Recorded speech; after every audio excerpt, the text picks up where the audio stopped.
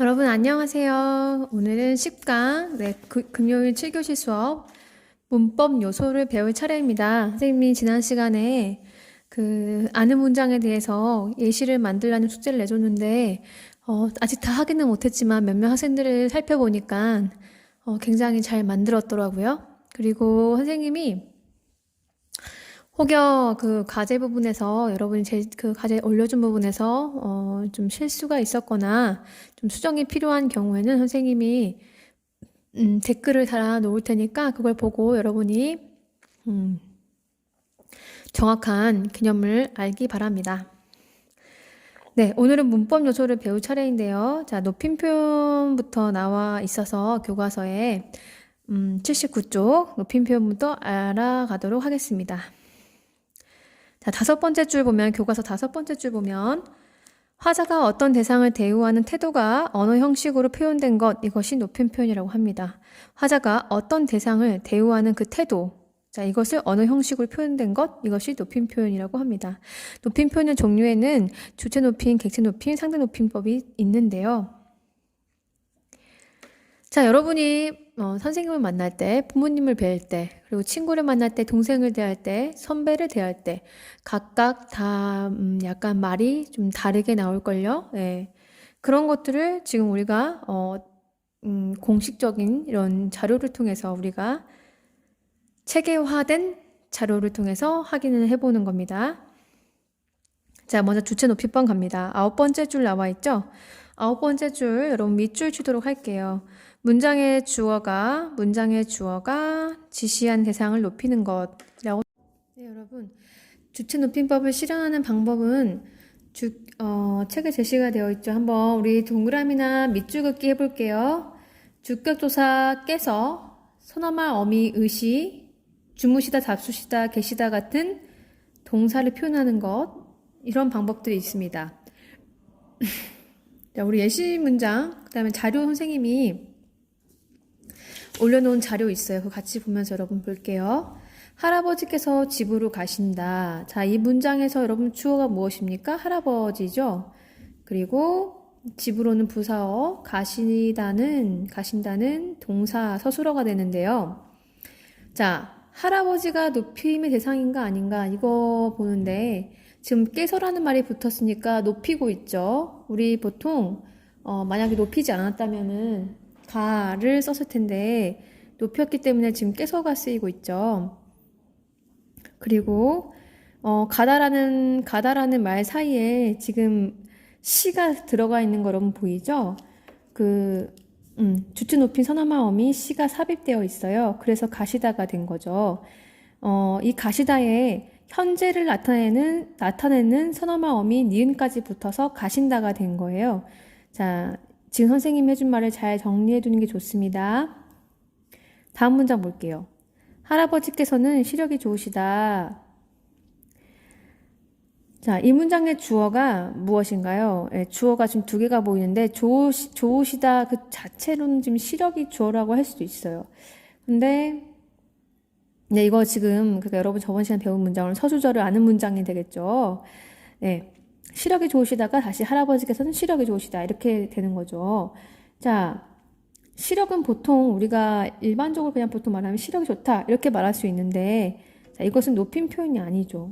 그 상대를 높여주는 표현이 아닌데 시력이 누구의 시력이냐가 중요하죠. 그런데 할아버지께서라는 말이 붙었기 때문에 할아버지가 소유하고 있는 그 시력, 그것이기 때문에 할아버지는 높임 대상으로 지금 깨서가 붙어 있고, 그렇기 때문에 시력도 높여줘야 되는 거예요. 그래서 좋다가 아니라 좋으시다가 되는 거죠.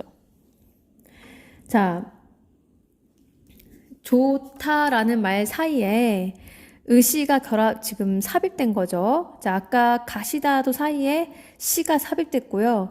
좋다라는 말 사이에 시가 삽입됐는데, 아까 가다는 가라는 게 어간이 가죠. 어간이 간데 뭐죠? 네, 받침이 없죠. 가라는 말은 받침이 없기 때문에 그대로 시가 삽입된 거고요. 좋다 할 때 이 앞에 어간 좆은 좆 하면은 디귿으로 끝나고 어쨌든 소리가 디귿으로 끝나고 받침이 있기 때문에 사이에 좋시다 이렇게 하기가 하지 않고 자연스럽게 부드럽게 발음하기 위해서 으라는 매개 모음이 삽입됩니다. 그래서 좋으시다가 되는 거예요. 자, 그리고 이렇게 된 겁니다.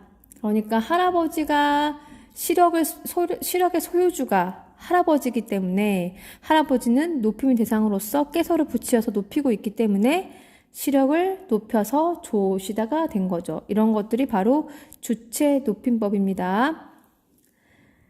자, 그 다음에 보통은 그러니까 주체 높임법은 주어를 높여준다고 보면 좋아요. 주어나 주어가 소유하고 있는 대상 이런 것들이 높임의 대상이 됩니다. 예를 들면 다음 뭐 강사분의 말씀이 있으시겠습니다. 이렇게 하는 경우요. 우리 보통은 이제 강사분이 높임의 대상일 때는 있으시겠습니다. 이렇게 해줘서 그 강사님을 간접적으로 높여주는 것이 되는 거죠. 자, 그런 다음 객체 높임법을 볼게요. 객체 높임법은 자 17번째 줄에 나와 있죠. 문장의 목적어나 부사어가 지시한 대상을 높이는 것. 거기 밑줄 문장의 목적어나 부사어. 자, 문장의 목적어나 부사어가 높임의 대상이 될 때 높여준다는 얘기입니다. 자, 높이는 방법은 부사격 조사 깨를 쓰거나 모시다나 들이다나 뵙다나 여쭈다 같은 동사를 쓰는 것입니다. 자, 우리 한번 문장을 볼게요. 할머니를 모시고 공원에 갔다. 자, 어떤 주어가 자기 할머니를 모시고 공원에 간 거예요. 자, A는 할머니를 모시고 공원에 갔어요. 공원에 간 사람은 A인데, 누구를 데리고 간 거예요? 할머니를요.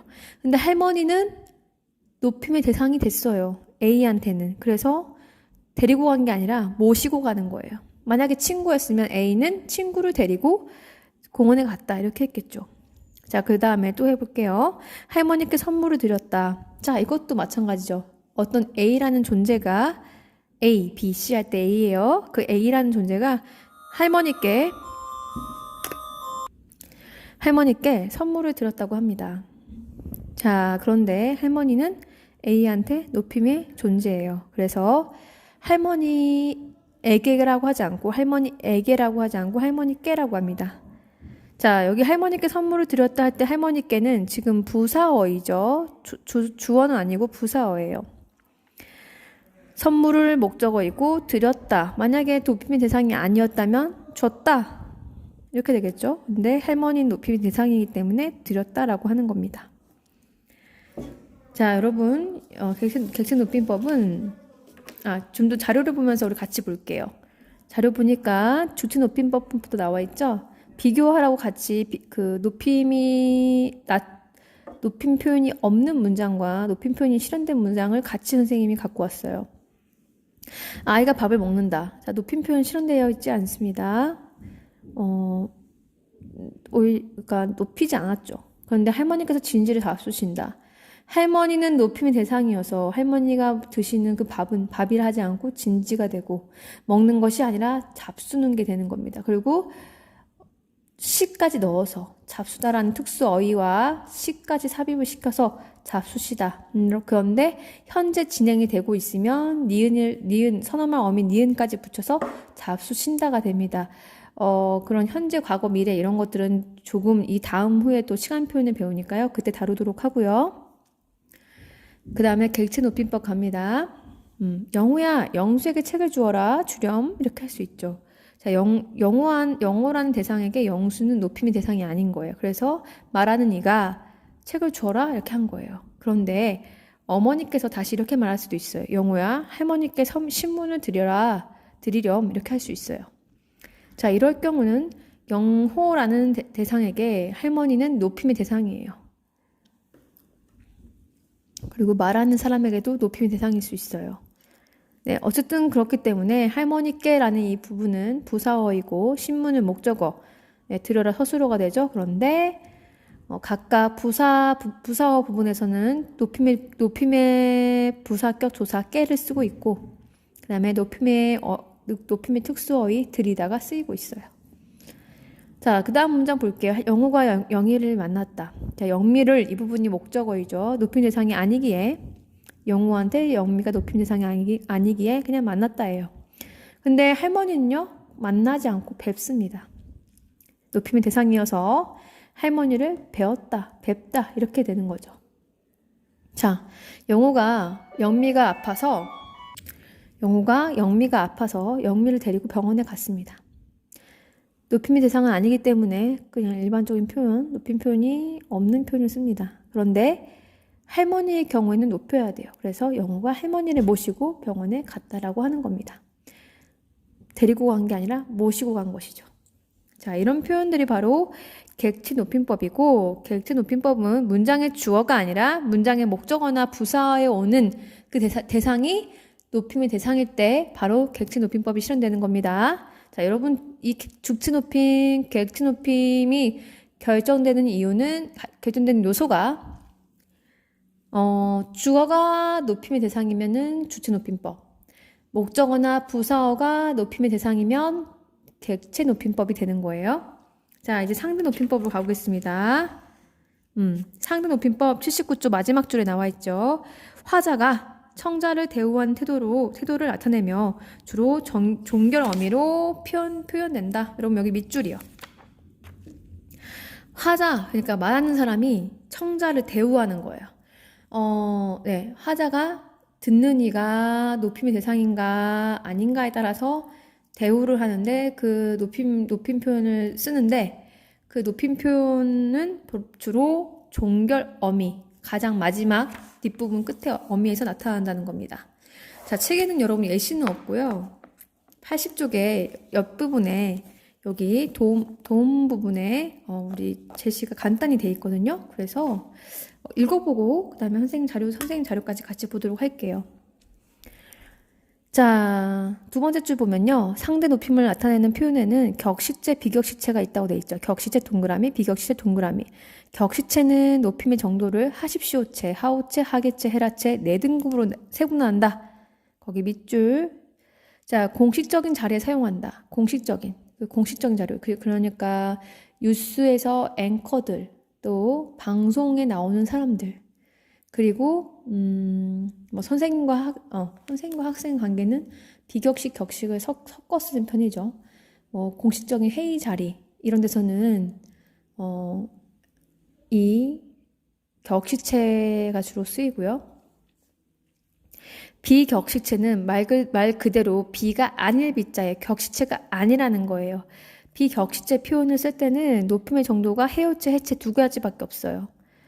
사적인 자리나 친밀한 사이에서 사용한다. 그래서 선생님들하고 학생들 사이에서도 이 해오체를 많이 쓰죠. 비격식체가 많이 쓰이죠. 우리는 친밀하기도 하고 안 친밀할 수도 있고 뭐 그런 사이죠. 자, 어쨌든 여러분 이제 자료를 한번 같이 볼게요. 선생님 준 자료. 네, 상대 높임법 예시를 선생님이 그 구체적인 예시를 통해서 여러분 알아보면 좋을 것 같아서요.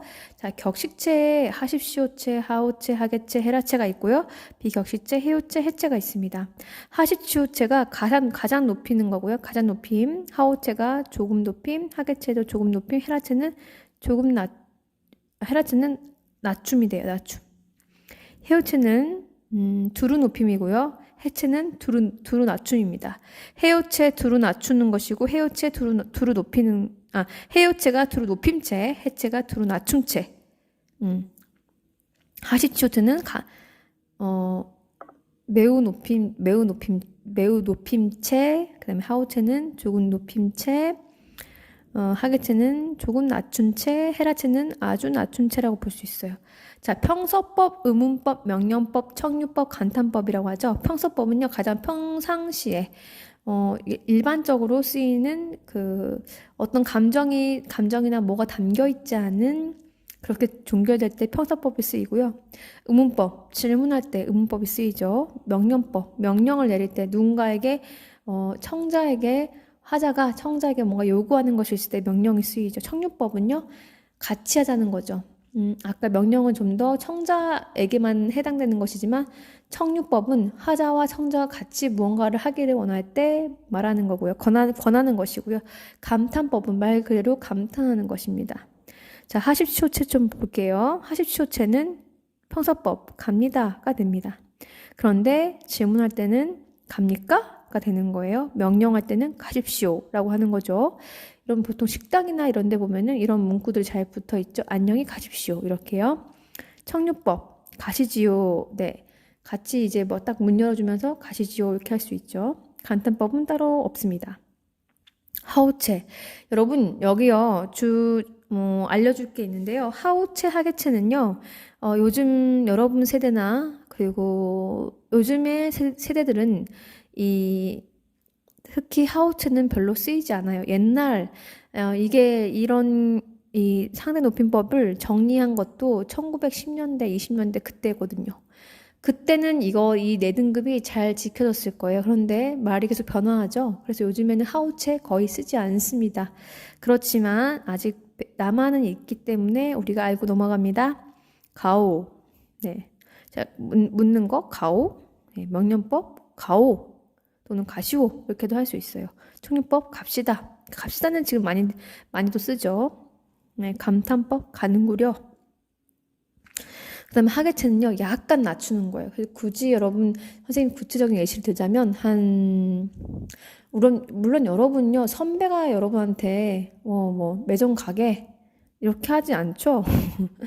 그런데, 그러니까 10대, 20대는 잘 쓰지 않고요.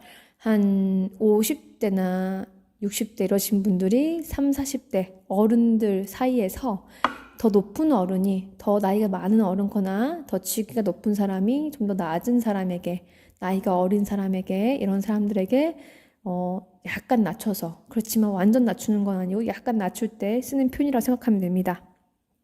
그러니까 더 높은 직위에 있는 사람이 약간 더 아래 직위에 있는 사람한테 쓰는 말 정도이기도 하고요. 자, 가는가? 자네 가는가? 이렇게도 막 써요. 직장 안에서. 거기로 가게 이렇게 할 수도 있고요. 명령법. 자, 가세 이렇게도 할 수 있습니다. 감탄법으로 가는구먼 이렇게 합니다. 그다음 헤라체, 이거는 아주 꽤 낮춘 체예요. 그래서 여러분이 모르고 뭐 형 누나한테도 이렇게 헤라체를 쓰는 경우들이 종종 있더라고요. 근데 헤라체는 자신의 형 누나한테는 이제 쓰면 원래 안 되는 거예요. 그러니까 자기보다 손 윗사람한테는 이 헤라체를 쓰면 안 되고요. 여러분 동생이거나 여러분보다 더 어린 사람에게는 헤라체를 쓸 수도 있습니다. 간다, 가니, 가거라, 가자, 가는구나. 자, 이렇게 제시가 되어 있는데요. 물론 누나나 형, 뭐 언니, 오빠한테 가자까지는 쓸 수 있겠죠. 매점 가자, 뭐 등등등, 뭐 가게 가자, 나가자 이렇게 할 수 있겠죠. 그런데 잘 가거라, 이런 표현들은, 명령하는 이런 표현들은 좀 주의해야 될 필요가 있죠. 그리고 가니? 이런 표현들도 좀 조심을 해야 됩니다. 자, 이래 비격시체입니다. 둘을 높여주는 해요체. 저 가요, 가요? 가세요. 나가세요. 총리법. 가세요. 총리법. 다 같이 가시게요. 뭐 이렇게 할 수도 있고요. 감탄법. 가세요. 자, 이렇게 돼 있는데, 해요체는 감탄이나 이런 것 좀 별로 이렇게, 청류나 감탄은 이렇게 명확하게 잘 나타나지 않고요. 명령법까지는 뚜렷하게 보입니다. 자, 여기다가 더 높여준다면 가세요? 이렇게 할 수 있죠. 가요? 이것보다는 좀 더 선생님한테 만약 묻는다면 가세요? 이렇게 부모님께 물을 때는 가세요? 이렇게 하는 게 좋겠죠. 근데 적당히 살짝만 놓치려고 할 때는 가요? 근데 보통은 이제 가세요 더 많이 쓰는 것 같아요. 그 다음에 해체. 친구끼리죠. 뭐 친구끼리 쓸 때는 해체가 많이 쓰죠. 가. 네, 다 가가 됩니다. 이렇게 알아보았습니다. 여러분 눈치챘을까요? 하십시오체, 하오체, 하게체, 헤라체, 해요체가 바로 일치하는 게 뭐예요? 명령법은 완전하게 일치해요. 명령법을 보면은 가십시오, 하오체, 가오, 하게체, 가게, 헤라체, 가거라, 해요체, 가요, 가세요, 해체, 가. 이렇게 해서 이 명령법이 가장 잘 실현되어 있는 부분이 이 격시체, 비격시체 그 등급이 구현된 부분이 바로 실현된 부분이 명령법 부분이라는 것을 알 수 있죠. 네. 여러분 오늘 이렇게 해서 우리가 주체 높임법, 객체 높임법, 상대 높임법에 대해서 잘 알아보았습니다. 과제 안 내주면 여러분 서운하죠? 과제를 내줘 보니까 여러분 건 점검하면서 학생들이 잘 이해를 하고 있구나, 어떤 부분을 잘 모르고 있구나, 선생님들이 이걸 알 수가 있어서 굉장히 좋더라고요. 그래서 이번에도 과제를 내주도록 하겠습니다. 자, 간단하게 낼게요. 주체 높임법이 실현된 문장 하나 만들어주세요. 그 다음, 객체 높임법이 실현된 문장을 만드는데, 높임의 대상이 목적어일 때와 높임의 대상이 부사어일 때를 각각 만들어주세요. 객체 높임법 표현을 만드는데, 목적어일 때 하나, 부사어일 때 하나 각각 만들어주세요. 그리고 상대 높임법도 만들어야겠죠. 상대 높임법은 자, 선생님이 갑니다를 예시로 들었기 때문에 다른 동사나 이런 거 가지고 와서 격시체 4개 있고 비격시체 2개 있죠. 이 등급에 따라서 여러분이 그다음 평서법, 의문법, 명령법, 천유법, 감탄법에 따라서 각각 하나의 말을 정해서 이 표처럼 여기 자료의 표처럼 여러분이 한번 써보도록 하길 바랍니다. 그렇게 해서 우리가 잘 이렇게 직접 만들고 써보면 여러분이 더 잘 기억에 남고 본인이 이해가 되었는지 안 되었는지 본인도 확인이 가능하겠죠. 네, 오늘 과제 여기까지고요. 금요일 수업 마치도록 하겠습니다. 우리 다음 주에 만날 수 있을까요, 여러분? 네, 안녕히 잘 지내세요.